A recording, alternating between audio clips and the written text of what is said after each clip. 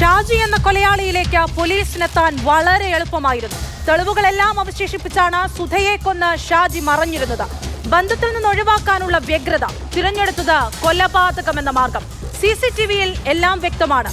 രണ്ടുപേർ നടക്കുന്നു, തിരികെ ഒരാൾ മാത്രം വരുന്നു. അയാളുടെ വസ്ത്രത്തിൽ രക്തക്കറയുണ്ട്, പരിഭ്രമമുള്ള മുഖഭാവം. വൈറ്റില സുധാകൊലക്കേസിൽ കൊലയാളി ഷാജി പോലീസ് പിടിയിലായി. അയാളുടെ തുറന്നു പറച്ചിലിൽ പുറത്തു വന്നത് വല്ലാത്തൊരു പ്രതികാര കഥയാണ്.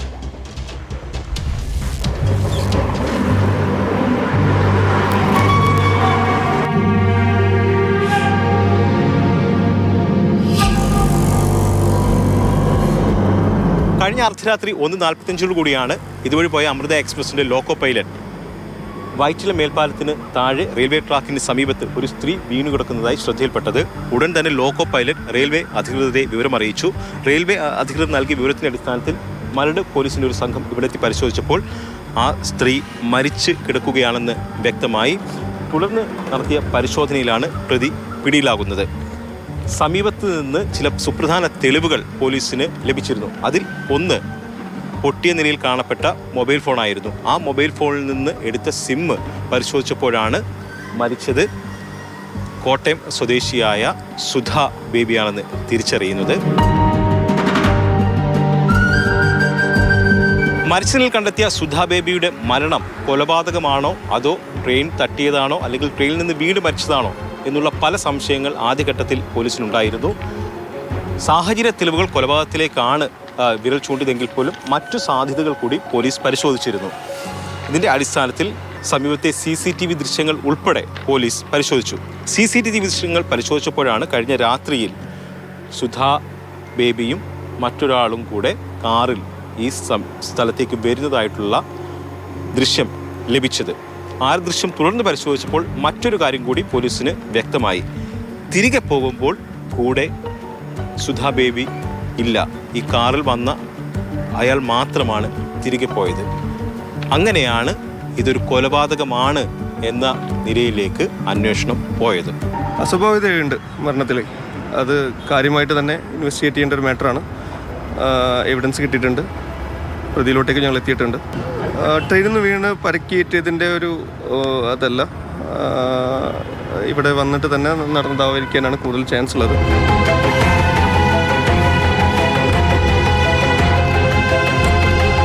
സുധാ ബേബിയെ കൊണ്ടുവന്ന കാറിനെ ചുറ്റിപ്പറ്റിയുള്ള അന്വേഷണമാണ് പ്രതിയിലേക്ക് എത്തിയത്. പ്രതിയായ ഷാജി പൊന്നുരുന്നി സ്വദേശിയാണെന്ന് പോലീസ് തിരിച്ചറിഞ്ഞു. അതോടൊപ്പം തന്നെ സുധാ ബേബിയുടെ വീട്ടുകാരുമായി ബന്ധപ്പെട്ടും ചില അന്വേഷണങ്ങൾ നടത്തി. ആ സമയത്താണ് ഷാജിയെ അറിയാമെന്ന് വീട്ടുകാർ പറയുന്നത്. ഷാജിയും കൊല്ലപ്പെട്ട സുധാ ബേബിയും തമ്മിൽ വർഷങ്ങൾ നീണ്ട പരിചയമുണ്ടായിരുന്നു. ഇവർ തമ്മിലുള്ള ബന്ധം വീട്ടുകാർക്ക് അറിയാമെന്നും പോലീസ് ഇതോടുകൂടി സ്ഥിരീകരിച്ചു.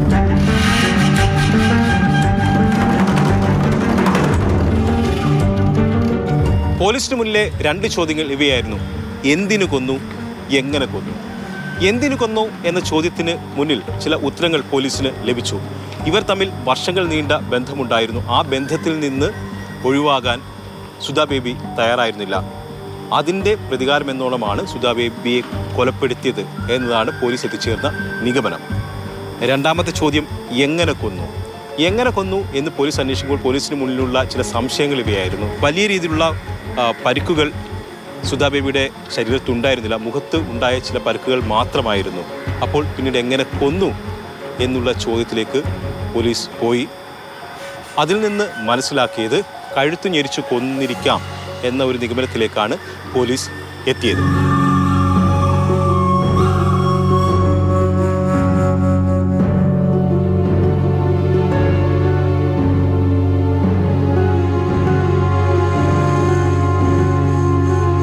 കൊലപാതകം ആത്മഹത്യയാക്കാനുള്ള ശ്രമവും ഷാജിയുടെ ഭാഗത്തു നിന്ന് ഉണ്ടായതായിട്ട് പോലീസ് കണ്ടെത്തിയിട്ടുണ്ട്. കഴിഞ്ഞ ദിവസങ്ങളിൽ സുധ തൻ്റെ കുടുംബാംഗങ്ങളോട് താൻ ആത്മഹത്യ ചെയ്യും എന്ന് പറഞ്ഞിരുന്നതായി ഷാജി അറിഞ്ഞിരുന്നു. ഇതുകൂടി പരിഗണിച്ചുകൊണ്ടാണ് ഇയാൾ ഈ കൊലപാതകം ആത്മഹത്യയാക്കി തീർക്കാൻ ശ്രമിച്ചത്. അതിൻ്റെ ഭാഗമായി കൊലപ്പെടുത്തിയ ശേഷം റെയിൽവേ ട്രാക്കിൽ കൊണ്ടിടുകയായിരുന്നു. പക്ഷേ കൊണ്ടിട്ട സമയത്ത് അയാൾക്ക് വലിയൊരു അബദ്ധം പറ്റി. ആ അബദ്ധം എന്ന് പറയുന്നത് മൃതദേഹം നമ്മൾ വരുമ്പോൾ കിടക്കുന്നതായിട്ട് കണ്ടിരുന്നത് ഈ റെയിലിൽ തല വെച്ച നിലയിലായിരുന്നു. അവിടെ ഇപ്പോൾ ചോരപ്പാടുകൾ കാണാൻ കഴിയും. യഥാർത്ഥത്തിൽ അത് ഇളക്കിയിട്ട റെയിലായിരുന്നു. അതിന് തൊട്ടിപ്പുറത്താണ് യഥാർത്ഥ റെയിൽവേ പാളം ഉള്ളത്. ഇത് യഥാർത്ഥ റെയിൽവേ പാളമെന്ന് തെറ്റിദ്ധരിച്ചുകൊണ്ടാണ് ഷാജി മൃതദേഹം ഇവിടെ കൊണ്ടിട്ടത്. അങ്ങനെ ഈ കൊലപാതകം ഒരു ആത്മഹത്യയാക്കി തീർക്കാനും ഷാജിയുടെ ഭാഗത്തുനിന്ന് ശ്രമം ഉണ്ടായി എന്നുള്ളതാണ് പോലീസ് വ്യക്തമാക്കുന്നത്.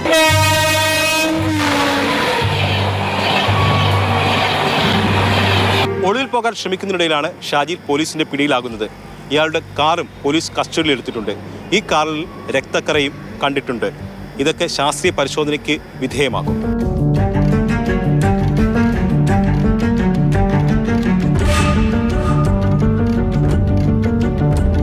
മൃതദേഹം കണ്ട വൈറ്റിലപ്പാലത്തിന്റെ താഴെ വശത്ത് രാത്രി കാലങ്ങളിലും ആളുകളുടെ സാന്നിധ്യം ഉണ്ടാകാറുണ്ടെന്ന് പോലീസ് പറയുന്നുണ്ട്.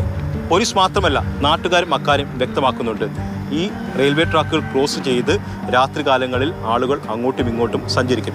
അതുകൊണ്ട് തന്നെ രാത്രിയിൽ ഇവിടെ എത്തിയ ഷാജിയെയും കൊല്ലപ്പെട്ട സുധയെയും ആരെങ്കിലും കണ്ടിട്ടുണ്ടോ എന്നുള്ള കാര്യവും പോലീസ് അന്വേഷിക്കുന്നുണ്ട്. അതിനൊപ്പം തന്നെ കൊലപാതകവും ആരെങ്കിലും കണ്ടിട്ടുണ്ടോ, അതിന് ദൃക്സാക്ഷികൾ ഉണ്ടോ എന്ന കാര്യവും പോലീസ് അന്വേഷിക്കുന്നുണ്ട്. ഒരുപാട് വന്നിരിക്കാറുണ്ട്, വെളിച്ചവും കാര്യങ്ങളൊക്കെ ഉള്ളതാണ്. എപ്പോഴും ഇവിടെ ആൾക്കാരുണ്ടാവും.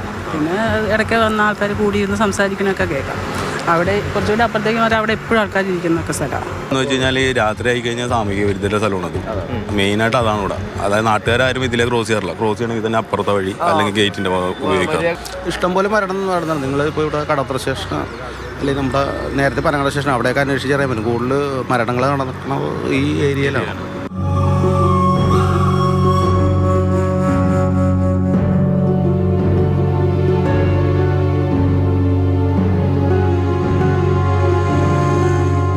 റെയിൽവേ ട്രാക്കിന് സമീപത്ത് സ്ത്രീ മരിച്ചു കിടക്കുന്നതായി വിവരം പോലീസിന് ലഭിച്ച് ഏകദേശം 10 മണിക്കൂർ തികയുന്നതിന് മുമ്പ് തന്നെ കൊലപാതകത്തിലെ പ്രതിയെ പിടിക്കാൻ പോലീസിന് കഴിഞ്ഞു.